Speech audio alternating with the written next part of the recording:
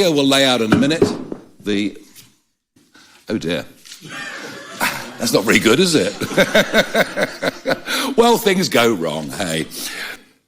Under a reform government, welfare will be for UK citizens only. It will not be for foreign-born nationals. Indeed, we'll become like most normal countries in the world.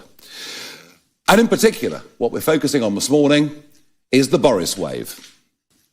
The Boriswave, after his huge victory in 2019, and I think the millions that came in the years of his premiership, represents the greatest betrayal of democratic wishes, certainly in anyone's living memory.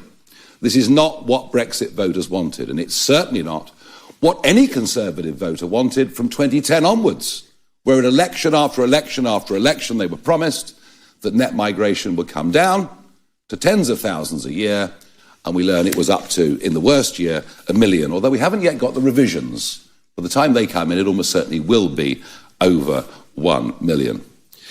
The anticipated cost of the 800,000 plus who will qualify for indefinite leave to remain over the course of the next 3 to 4 years, the anticipated cost of this group of people is a staggering £230 billion.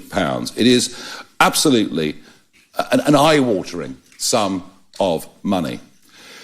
We will not only say that these people do not qualify for indefinite leave to remain, we will abolish indefinite leave to remain as a category in this country. But, you know, you come on a work visa. You can't bring a dependent with you. You can't claim benefits. And, of course, there'll be a route to citizenship, but a much tougher route to citizenship than we currently have. As I say, we will become like normal countries all over the world. And it's vital that we do this and vital that we get it right. This is grossly unfair on taxpayers. They are being absolutely hammered to pay for people who are not British citizens. And in terms of the national debt, which I touched on earlier, well, we've got major, major problems looming there already. We are not the world's food bank. It is not for us to provide welfare for people coming in from all over the world.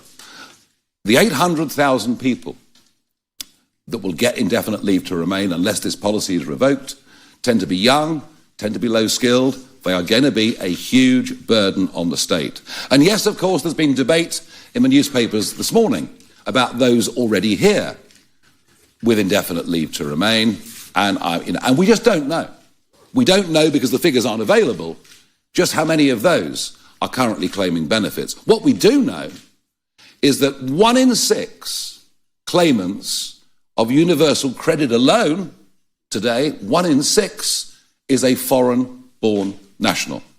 We don't have the relevant figures for PIP and many of the other benefits that are available. Getting numbers out of this and the last government has proved a very difficult thing to do. So yes, we'll have work visas. And I've made it very, very clear. You come here to work and you're working. And what we're announcing today is, without doubt, a very bold set of proposals.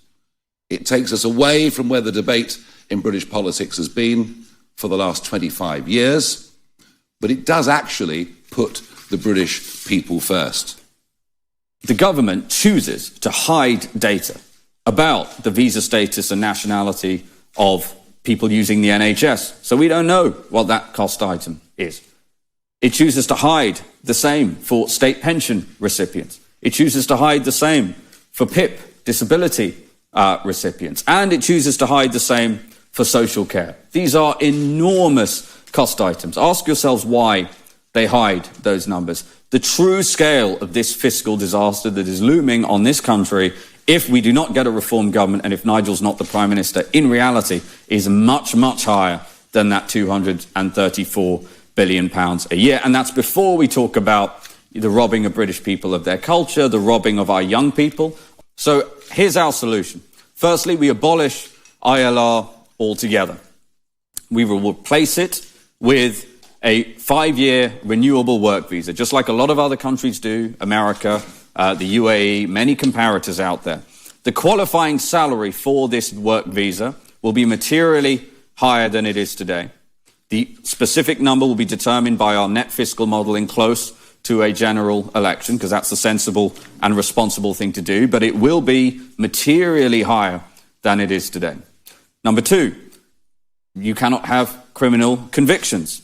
Number three, as Nigel says, when he's Prime Minister, we will ensure we legislate so that foreign nationals are ineligible to claim welfare. That 1 in 6 number Nigel mentioned is a catastrophe. It's cost us £9 billion last year alone. And again, I want to emphasise that's before the impact of the Boriswave has actually been felt.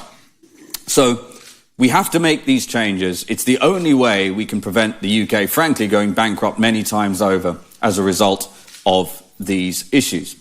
We will also introduce an English standards test. So we will materially increase the required threshold of English needed to qualify for this 5-year renewable visa. And because it's renewable, it means you must continue to adhere to those conditions in order to get it renewed after 5 years. That's exactly the sort of thing America does, for example, and it ensures the appropriate level of compliance. We will also increase the number of years you need to be in this country to qualify for British citizenship. The British passport is incredibly precious. We think it's the best passport in the world. It should be treated as such. So we will increase that threshold to 7 years. Now, we are obviously aware that there are certain job functions in this country that are reliant on foreign labour, without which there would be material detriment to British people. We call these national critical roles. So as a result of that, we will create something called an ASSV, an Acute Skill Shortage Visa. These will be strictly limited in number. There will be a finite cap at the start of the year. And really importantly, any employer that is sponsoring via this visa and benefits from it will have to pay a levy that in turn is spent on training the equivalent British worker for that role. This has insanely never really happened before, that a reform government under Nigel expects migrants to more than pay their way, not commit crime, and ultimately to speak English and contribute to this country. The fact that this is in any way controversial says more about the state of decay and malaise and betrayal that the political class has inflicted on this country.